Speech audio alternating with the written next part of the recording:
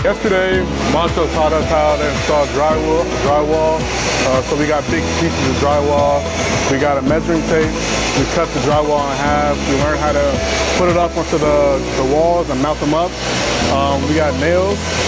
Got the nail gun, put it inside. Now today, we're doing the same exact thing, but today pretty much we're just installing putty into it and kind of just completing what we finished yesterday and learning a lot of things in this class that I never knew how to do before. So I'm pretty excited to be in this program.